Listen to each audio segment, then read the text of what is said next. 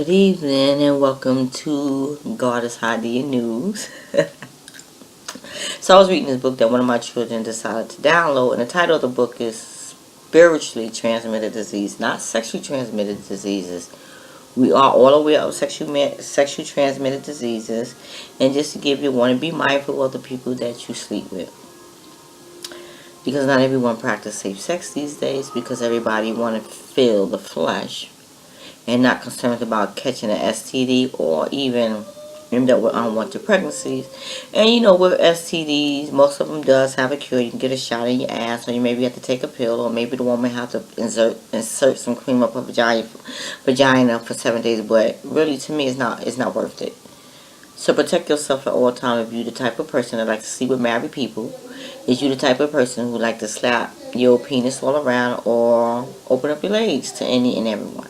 Be mindful of who you give yourself to, because not everyone believes in protecting themselves when it comes to sex. So, with that being said, moving right along to spiritually transmitted diseases, which are contagious. Well.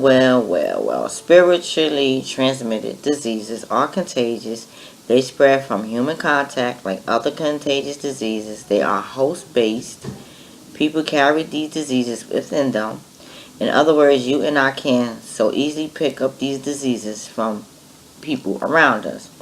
What makes them even more dangerous is that often we don't know we have them, referring to spiritually transmitted diseases. We may have the symptoms and others see them in us, but we remain oblivious to them, and we ignore the symptoms in the hope that no one will notice. They are dangerous diseases because if we become hosts to them, they affect our lives as well as the lives of those around us. So he goes on to write, well, you might be thinking, well, I certainly don't have any spiritually transmitted diseases. I'm clean. You must be talking about somebody else. You could be right, and I hope you are. But do you really know what spiritually transmitted diseases are? Then he goes on to write, well, let me describe them for you. The first example is a diseased heart. I'm not talking about your physical heart, of course. I'm talking about a dysfunctional spiritual heart. It could be a hard heart, a stubborn heart, a hypocritical heart, or a bitter heart. The health of your inner spiritual heart, the center of your being, is critical because it affects so much of your life, including your life choices and your relationships. It's one of the main causes of relationship breakdowns. I want to encourage you to look at your own heart. Has it in any way been affected or infected by others in a negative way? If so, then perhaps you have a diseased heart. The next example of spiritual transmitted disease is one that affects your eyesight. You know you have it if you lost sight of the big picture, or if your vision for your life has gone a bit fuzzy. It's as though your lamp has gone out.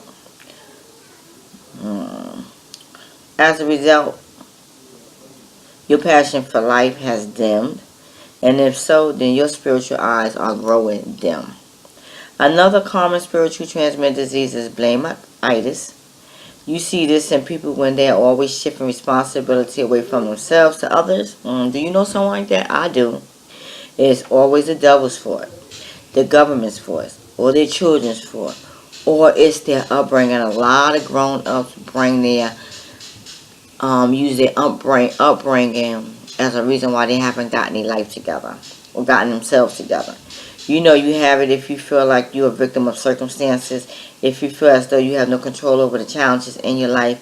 If that's you, then you may have a dangerous disease called blame-itis. Spiritually transmitted disease also causes weak, feeble knees. So if you're stumbling through life right now and you feel like stepping out of the race, okay.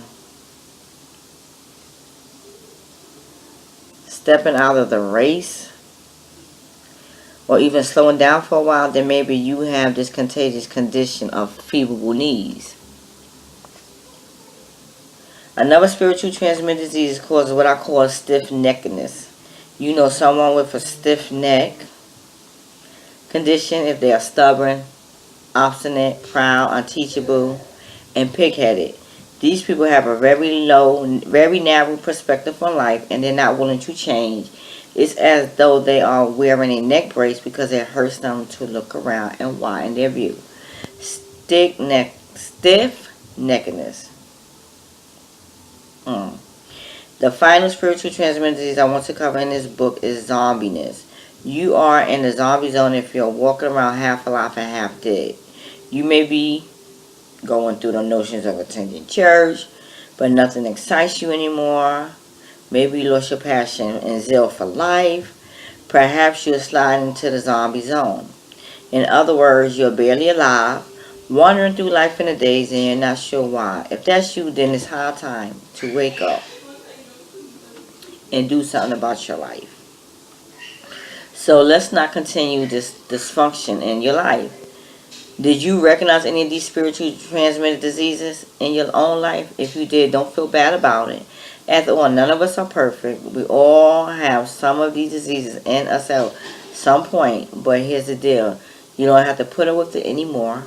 If you and I don't deal with the dysfunction these diseases create within us, unfortunately, we can't easily spread it to somebody else, such as our children, our husband, our wife, and or our friends. That's the danger, because if we don't deal with our own dysfunction, we pass the same dysfunction on to others. Dysfunctions are passed on from generation to generation to generations to generations within the family. Unless you stand up and declare that's enough and deal with it in your own life, that dysfunction can continue on to your children and on to your grandchildren. That's why it's important that we deal with spiritually transmitted diseases and not just put up with them from day to day and from year to year. Peace, blessings, and a whole lot of love. God is. Hadia, this book, let me see. It's titled Spiritual Transmitted Diseases by, I'm trying to get the cover. It's written by Mark Ramsey. Discover causes for the dangerous and contagious of spiritually transmitted diseases.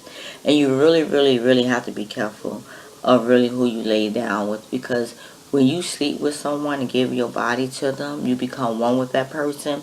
And everybody that they done slept with, you are sleeping with them, and every energy that they have picked up from the people that they sleep with that don't do spiritual cleansing, you will pick up them same negative energies and be walking around and asking yourself, what the hell is wrong with you?